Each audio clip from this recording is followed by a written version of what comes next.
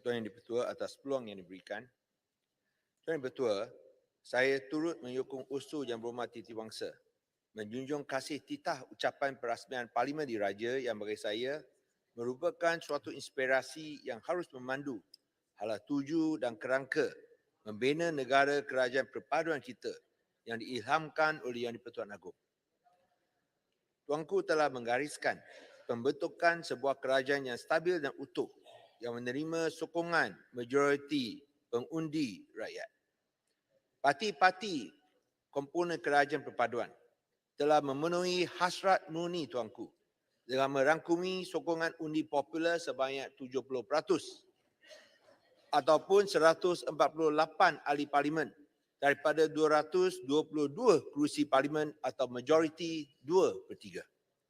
Tuanku telah pun mengucapkan syabas kepada Yang Amat Berhormat Perdana Menteri yang berani membuktikan keabsahan kerajaan perpaduan melalui usul undi percaya di parlimen. Satu presiden yang tidak berani dilakukan oleh Yang Berhormat Pago. Sebaliknya bergantung kepada pengisytiharaan darurat untuk mengekalkan kuasa. Kemenangan usul undi percaya oleh Yang Amat Berhormat Tambun sekaligus akan menolak fitnah pihak tidak bertanggungjawab bahawa kerajaan perpaduan tidak akan bertahan selama 5 tahun kerana akan ditumbangkan oleh suku-suku yang suka tebuk atap. Tambahlah lagi, kestabilan parti-parti komponen dalam kerajaan perpaduan yang kian henti bergelora akan menambahkan keutuhan dan kestabilan kerajaan perpaduan. Ujian seterusnya selepas memenangi usul undi percaya di parlimen ialah pilihan raya negeri untuk 6 buah negeri yang akan berlangsung pada bulan Julai ini. Kami dalam kerajaan perpaduan tidak akan bongkak dan angkuh seperti pihak lawan yang begitu yakin akan memenangi ke semua 6 negeri. Kami di sini rasa memadailah sekiranya berjaya mengekalkan 3 negeri yang dikuasai kerajaan perpaduan, iaitu Negeri Sembilan, Selangor dan Pulau Pinang. Ini saya rasa dengan memenangi 3 buah negeri akan menjaminkan kerajaan perpaduan akan memerintah di bawah naungan tuanku untuk 5 tahun lagi. Matlamat utama kerajaan perpaduan yang stabil dan utuh sememangnya untuk menjana pertumbuhan ekonomi, mengurangkan kos sara hidup dan menjelmakan peluang pekerjaan yang bergaji adil demi menjaminkan kesejahteraan rakyat. Tuan Yang Di-Pertua, keadaan ekonomi terus mencabar dengan pertumbuhan ekonomi global yang lembab. Bagaimanapun, saya yakin dengan kadar inflasi yang telah pun menguncup kepada 3.8% pada bulan Disember tahun lepas, pengukuhan nilai mata wang ringgit daripada tahap terendah sebelum ini sebanyak RM4.75 kepada $1 US, peningkatan pelaburan dan pemberhentian kenaikan kadar faedah OPR atau Overnight Policy Rate oleh Bank Negara, kerajaan perpaduan akan berjaya membolehkan objektif ekonomi tercapai. Menjana pertumbuhan ekonomi, mengurangkan kos sara hidup dan menjelmakan peluang pekerjaan yang bergaji adil adalah penawar kepada racun ekstremis dan rasis yang amat berbahaya dan kini dimainkan oleh penceramah hebat tetapi langsung tidak prihatin atau jahil perihal ekonomi. Selain itu, rukun negara yang memupuk semangat muhibah, harmoni dan saling hormati antara kaum harus diberikan penekanan. Janganlah ada ucapan menghasut, menyalahkan kaum bukan Islam sebagai punca rasuah di Malaysia bila rasuah tidak mengenal warna kulit ataupun mengancam nak sembelih golongan bukan Islam semata-mata kerana lawan parti politik, bukannya agama Islam. Kerana parti politik adalah parti politik. Islam adalah negara. Marilah kita bersatu. Bagan, apa yang sembelih supaya kita mengharumkan. Saya tak pernah dengar Besut. Satu perkataan. Besut, minta.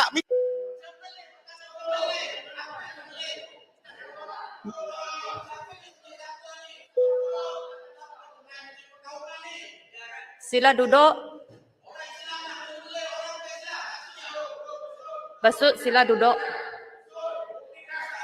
Sila ikut peraturan bersyarat.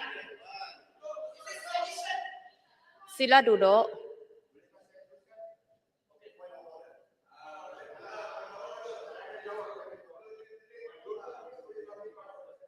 Perkataan yang disebut menyembelih maksudnya telah menghidukan dewan.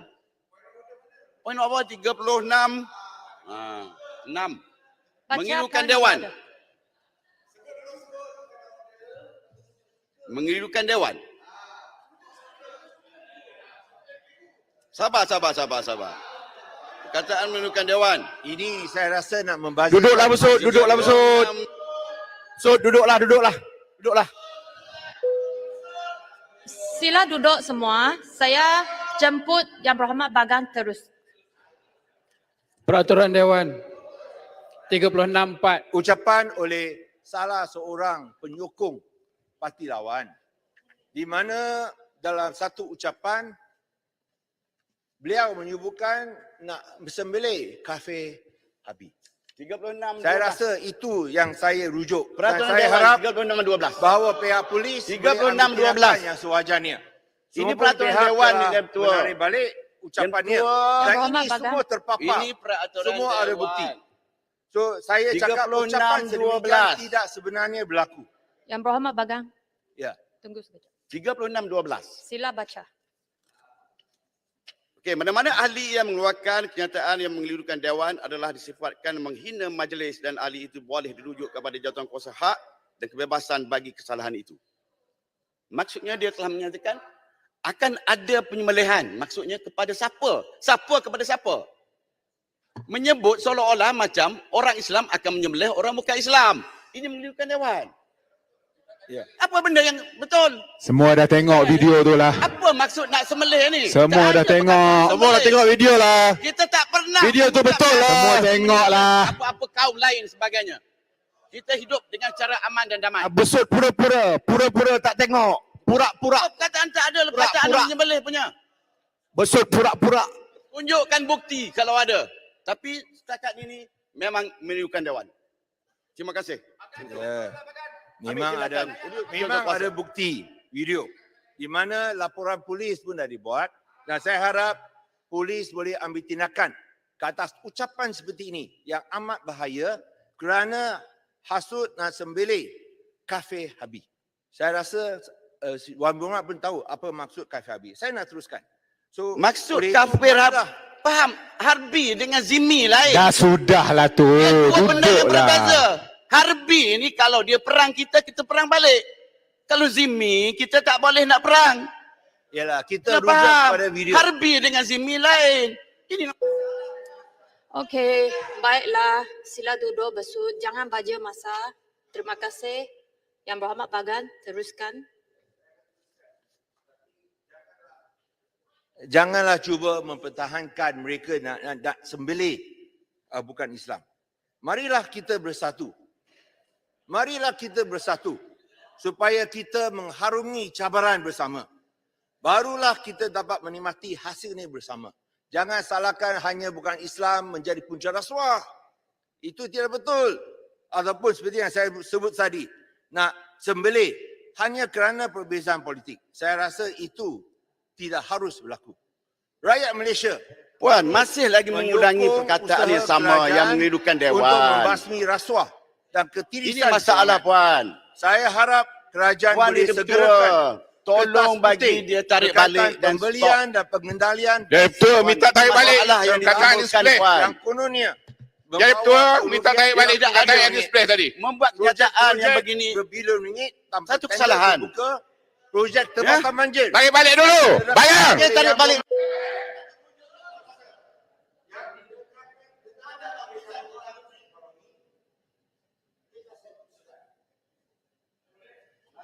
Tak tarik balik dulu. Tarik balik dulu. Kata. Masalahnya Puan tidak membuat apa-apa petua sekarang. Saya tarik balik apa? Adakah saya merujuk kepada Yang Berhormat? Sebab kataan apa?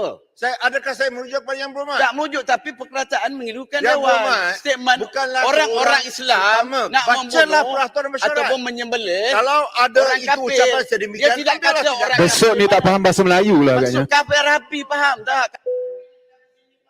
Yang Berhormat Besut, Yang Berhormat Bagan tidak hadap kepada sesiapa.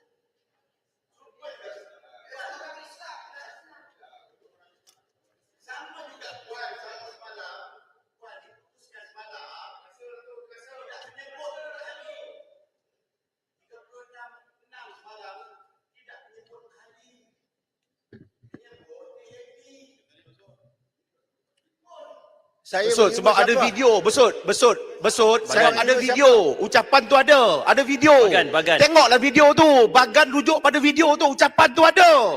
Macam Bagan. sebut.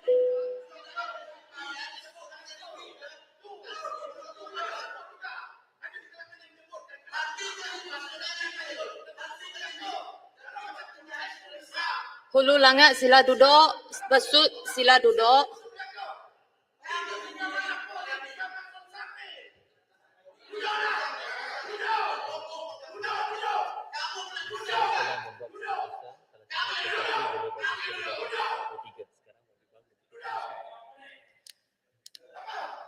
Saya sudah buat keputusan untuk Yang Berhormat Bagan teruskan ucapan. Kalau sesiapa yang tidak puas hati, sila buat usul. Jadi sila duduk, jangan buat hal sini. Saya minta Yang Berhormat Bagan teruskan. Ini saya harap polis boleh ambil tindakan selepas buat siasatan. Saya nak teruskan ucapan saya. Di sini saya harap kerajaan boleh segerakan kertas putih berkaitan pembelian dan pengendalian vaksin COVID-19 yang kononnya membawa kerugian RM1 bilion. Projek-projek berbilion ringgit tanpa tender terbuka. Projek tempatan banjir yang didedahkan oleh Yang Berhormat Menteri Ekonomi. Dan juga kontroversi berkaitan dengan projek kerajaan yang diberikan kepada anak menantu pemimpin kerajaan lepas. Saya juga minta kerajaan menilai semula kes serba dinamik Berhad yang dilepaskan daripada pertuduhan di mahkamah dengan hanya membayar kompaun denda RM16 juta. Selepas didapati membuat penyata palsu dalam penyata kewangan syarikat yang disenaraikan dalam Bursa Malaysia. Satu kesalahan yang amat serius sekali untuk sebuah syarikat Bursa Malaysia. Saya difahamkan pengendalian kes ini oleh Peguam Negara telah menyebabkan bekas pengerusi Suruhanjaya Security meletak jawatan sebagai tindakan bantahan. Di antara langkah-langkah yang harus diambil kira untuk mengurangkan kos sara hidup rakyat Malaysia dan pada masa yang sama boleh menggalakkan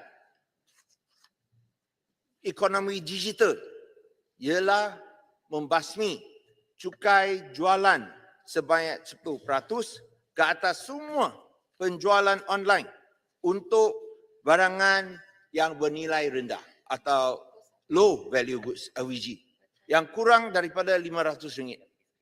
Seperti yang dimaklumkan oleh semua, tindakan mengenakan cukai 10% telah pun dikenakan oleh kerajaan lepas ke atas semua LVG RM500.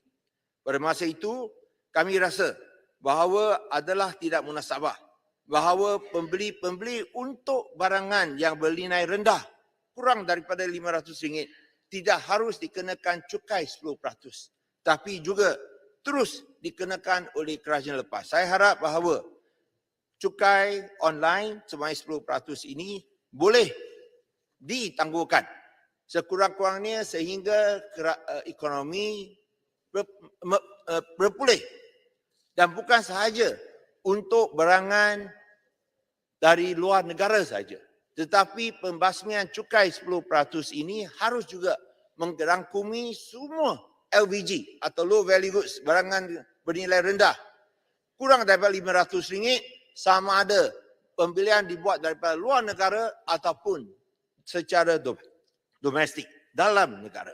Ini saya rasa bukan sahaja akan membantu ekonomi digital, tetapi juga akan mengurangkan beban kumpulan yang berpendapatan rendah.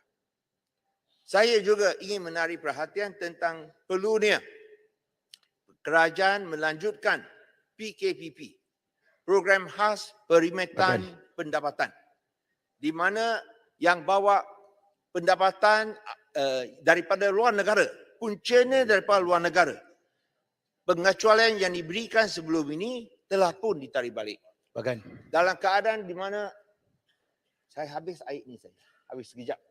Ayat ini saya habis saja. Sebelum ini, syarikat-syarikat yang membawa pulang pendapatan mereka mendapat pengecualian di bawah PKPP. Tetapi di bawah kerajaan lepas, pengecualian ini telah pun ditarik balik. Bermakna mereka yang bawa balik wang akan dikenakan cukai. Pada masa sekarang dalam kelembapan ekonomi, kita harus menggalakkan pendapatan dibawa balik daripada luar negara. Oleh itu saya harap bahawa PKPP ini boleh dilanjutkan. Bukan diberikan selama-lamanya, tetapi sekurang-kurangnya dilanjutkan supaya sehingga ekonomi pulih, baru ia boleh ditarik balik. Supaya kita boleh menarik lebih banyak dana masuk balik ke Malaysia. Sila ulama. Saya nak bantu sikit Bagan, sahabat saya daripada Besut tadi tu. Boleh cek Zul Huzaimi di Kemaman 4 November di atas pentas Pakatan Harapan. Salah. Di atas pentas Perikatan Nasional. Terima kasih Bagan. Seperti yang saya pernah sebut tadi, ya si luncai dengan labu-labunya. Ketiga, kami memang sokong pindahan yang dibuat untuk menaikkan gaji minima kepada RM1,500 sebulan. Ia adalah langkah yang perlu menghala supaya kita dapat membolehkan pekerja menikmati gaji yang adil. Dan pada masa yang sama, pindaan telah dibuat ke atas Akta Pekerjaan supaya masa bekerja telah pun dikurangkan daripada 48 jam kepada 40 jam. Saya ingin meminta bahawa sekali lagi dalam keadaan ekonomi yang lembap, bolehkah peraturan ini ditangguh seketika? Kerana bila ia tiba-tiba dilaksanakan dengan pengurangan sebanyak 8 jam untuk tempoh 1 minggu, ia akan membawa kesan yang amat besar kepada syarikat-syarikat. Ia boleh dilaksanakan pada masa yang sesuai, bukan tidak dilaksanakan sama sekali, tapi ditangguhkan. Saya tahu bahawa perkara ini mungkin akan menarik perhatian daripada kesatuan pekerja. Tetapi saya bimbang. Sekiranya langkah ini dilaksanakan, ia mungkin membawa padah kepada SMI yang tidak... Kuantan minta laluan. Sekejap lagi. Kerana tidak dapat menghadapi kenaikan kos yang dibebankan, yang akan dialami oleh syarikat-syarikat tersebut. Oleh sebab itu, saya harap perkara ini boleh diberikan perhatian. Satu lagi ialah berkaitan dengan Pulau Pinang. Ini saya kena sebut sikit. Saya harap bahawa sebagai negeri warisan, pihak yang amat berhormat boleh mengkaji langkah untuk mengembalikan dan memulihkan feri ikonik Pulau Pinang, feri lama. Dan ia bukanlah melibatkan kos yang besar, tapi ia juga selaras dan seiras dengan status Pulau Pinang sebagai salah satu daripada 2 negeri di Malaysia yang mendapati restu daripada bangsa-bangsa bersatu sebagai tapak warisan sedunia. Dan feri ini memang adalah satu ciri identiti Pulau Pinang yang bukan sahaja diminati oleh rakyat negeri tetapi oleh seluruh rakyat Malaysia. Saya hendak akhir dengan penutup titah ucapan Yang di-Pertuan Agong bahawa kita harus menerima kemasymukan dan kepelbagaian yang wujud sebagai kekuatan utama negara, di mana perbezaan yang unik ini sebagai rencah utama dalam pembentukan sebuah bangsa Malaysia saling sayang menyayangi, bukannya saling benci membenci, yang kini dicanangkan oleh mereka yang ingin meraih populariti. Marilah kita dalam kerajaan perpaduan menunjukkan kepada rakyat Malaysia bahawa hanya bila kita bersatu, barulah kita boleh mengatasi cabaran yang dihadapi oleh rakyat kita demi menjaminkan masa depan dan kesejahteraan anak-anak kita. Sekian, terima kasih. Saya menyokong.